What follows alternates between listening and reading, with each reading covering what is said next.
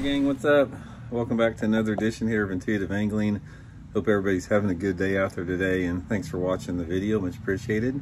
And today we're going to have sort of a wide-ranging discussion on when and if and how and all the type of stuff if you should use braided line or monofilament for topwater lures, because there's sort of a debate between the two. So I'm going to give you guys some tips and advice on which topwaters in particularly I like to use with what, and explain my reason behind that.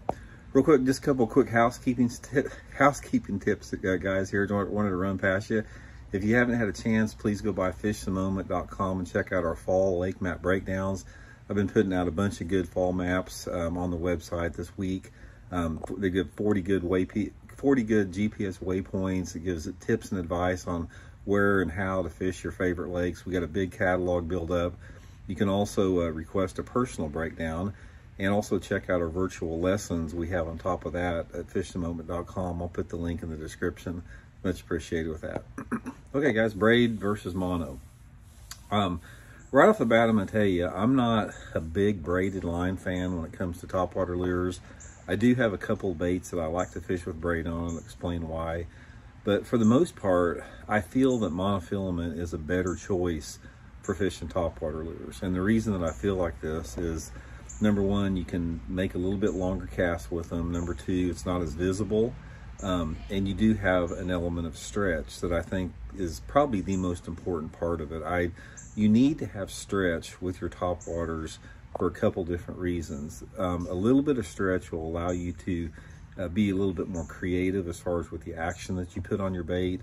And it will also allow you to land more fish in terms of having just a little hesitation from the stretch of monofilament that allows the fish to take the bait a little bit deeper.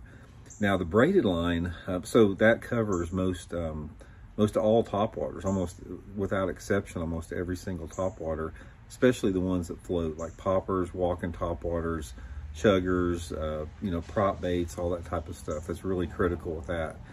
Not so much so with the baits that you reel, like whopper ploppers and buzz baits and that type of stuff. Now for a bait like a whopper plopper or a frog or a buzz bait, that's when I do use straight braided line a little bit. We'll get into that a little bit more here in a second. But the main thing with that is you have to incorporate and use the right rod action with the topwater lures that you're fishing.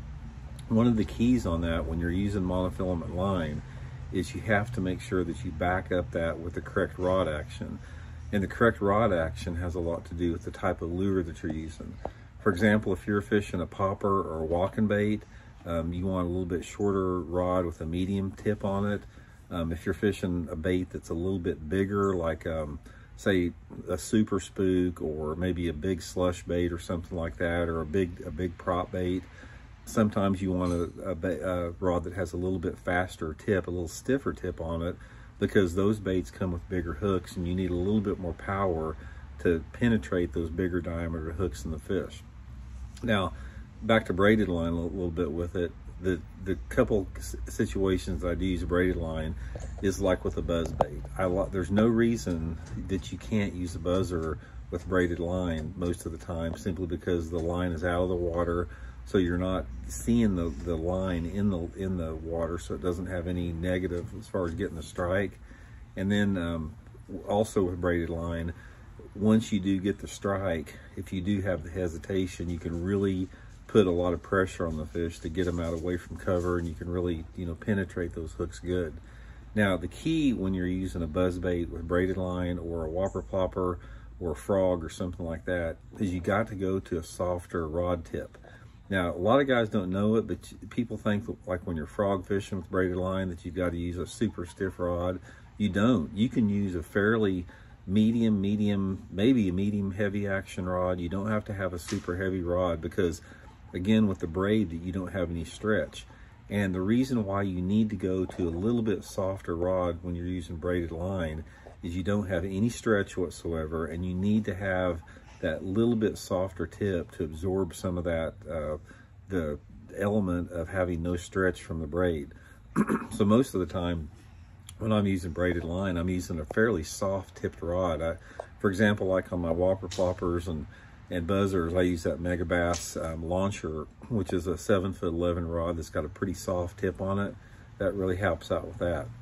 So anyway, guys, for the most part, what I would recommend, the only times that I really think that you need braided line is for frogs, for buzz baits, and for maybe whopper plopper. Some guys like them with a walking top water. I don't, because the braid will foul on the front hooks real easy.